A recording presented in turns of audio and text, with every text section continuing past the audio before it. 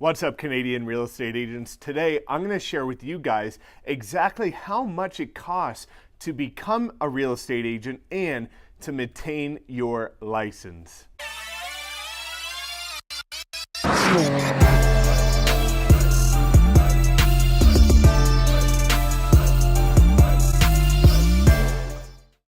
What's up, everyone? Welcome back to my channel. My name is Mike Sherrard, and today, as mentioned, I want to share with you guys the costs associated with becoming a realtor, maintaining your real estate license, and registering with a brokerage, which is mandatory, and the costs associated with staying at a brokerage. So let's start with the beginning, and then we'll go all the way through to the end and cover every single cost associated with being a licensed real estate agent in Canada. Now, full disclosure, each province does have slightly different costs, very marginal difference, but again, I'm going to share with you guys, for me, what the costs are with Alberta, but again, you can go online and they're very, very minimal, the difference in costs with each province. So again, as mentioned, we're going to start with the very beginning, the costs associated with actually getting your real estate license before anything else, which requires you to get two different courses, the fundamentals of real estate as well as the practice of residential real estate, the two different components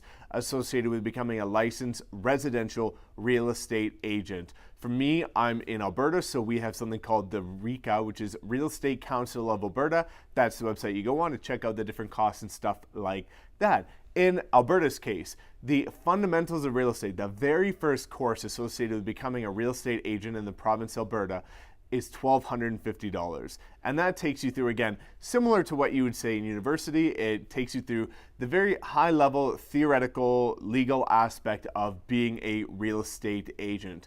And the fundamentals of real estate is actually broad. Whether you want to go to commercial, rural, residential, property management, every single person has to take the fundamentals of real estate, which is, again, is 1,250 Canadian dollars. The next course you're going to take if you want to buy and sell residential homes and become a licensed residential realtor is called the Practice of Residential Real Estate. And that course is $800. So those are the two courses you need to become a licensed real estate agent in any province. The practice of residential real estate is something that's going to, again, dive very deep into the niche of residential real estate. It's going to be very specific and very different from the rural and commercial aspect, but this is the one you're going to want to take if you want to buy and sell residential homes. So now that we've covered the costs associated with getting your real estate license, let's dive into the costs associated with maintaining it, because every single year there's actually something called your annual dues, which are fees that you have to pay in order to maintain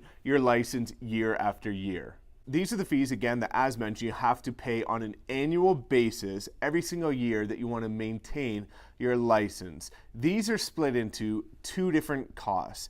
The first one is going to be city specific, or your real estate board specific. Me, I live in the city of Calgary, so the first fee that we have to pay is the annual due for the Calgary Real Estate Board. For yours, it's going to be your city real estate board. And this is usually have to be paid around the end of February. This year, for me, in the Calgary Real Estate Board, it's $603.45. So this is something that we have to pay, again, every year around the end of February. That's in the realm of $600 for your real estate board fees.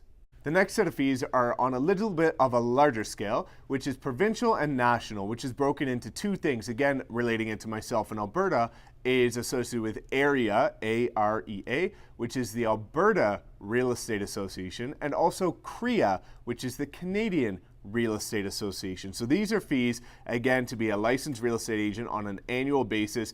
These, again, are due in the month of February, and this year they're $719.25. So as you can see, the annual real estate dues that we have to pay every single year, again, usually around the month of February, is about $1,322. So this is something that in order to maintain your license, you have to pay, and also, more importantly, you need to budget for at the start of every single year. Now, the final component are the fees associated with specific real estate brokerages. Now, as mentioned, real estate brokerages have the ability to control their own fee structure, and all of them do have a little bit of a variation of one another. Some are a bit more accompanying for different stages in your real estate career, and others are very more systematic and fundamental. So I'm going to give you an example of something that's a bit more standard and what to expect based on what brokerage you sign up for, whether it be with the RE/MAX or a boutique brokerage like a Redline or whatever it might be here in Canada. But each brokerage is going to have its own fee structure. Usually what happens is you'll choose a different fee structure depending on your experience within the industry. And what I mean by that is that typically they'll have different fee structures based on if you're a new agent, if you're an intermediate agent, or if you're an experienced agent. If you're a new agent, typically what happens is they'll have a lower monthly cost, but for each deal that you close, you're gonna have to give a higher percentage of your commission to the brokerage.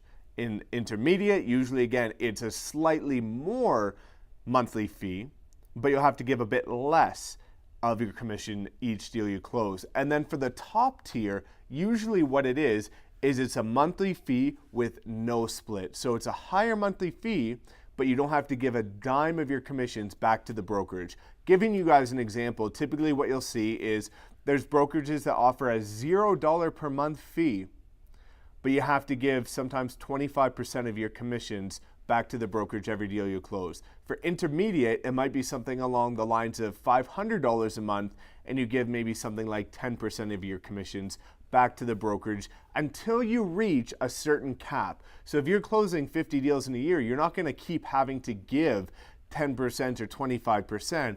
Usually it's up into a cap, which ranges sometimes in the realm of $15,000 to $20,000. And then an experienced agent typically pays something around $1,500 per month, and there's no fee structure that you have to give back every time you close a deal. Now, again, as mentioned, full disclosure, this varies depending on the brokerage that you're with. There's more brokerages like the RE/MAXs that typically have higher desk fees. Sometimes there's brokerages in my city here that doesn't matter what experience level you are, and you're paying something like $1,200 a month every single month just to stay at the brokerage. However, as mentioned, the boutique brokerages and the brokerages that are focused on creating more of an experience depending on what level you are, and they're a bit more accommodating. So sometimes they'll charge $0 per month, but again, take a slightly higher but still not unreasonable amount of your fees each month until you reach a certain cap. So this is going to let you get your feet under you. This is going to allow you to, get your footing, get some experience, close some deals, not be too stressed about the monthly recurring costs, and then start closing deals and becoming a stronger real estate agent. So let's go through a recap, everybody. As mentioned, there's 3 different fee structures associated with getting your license, maintaining your license, and remaining at a licensed real estate brokerage. The costs associated with getting your real estate license in Canada: $1,250 for the real estate fundamentals, $800 for the residential specific real estate course. The annual fees associated with maintaining your license are split into 2 different portions. One is your city's real estate board, and 2 is your province's and the National Real Estate Association. And this is typically in the realm of every February paying something in the range of $1,300 and change. And then finally, the monthly costs associated with maintaining your license and trading actively at whatever real estate brokerage you decide, which can again range anywhere from $0 per month, but paying for a split of your commissions, all the way up to $1,500 a month, but not paying a dime. If you guys have any questions about being a licensed real estate agent in Canada, please comment below and let me know if you are going to become a licensed agent in Canada. We love helping Canadians up here do it the right way and make sure that you're getting valuable information from the right source. So again, thank you guys so much for tuning in. Please smash that like button and subscribe if you already haven't so you don't miss another video about how to be a real estate agent in Canada.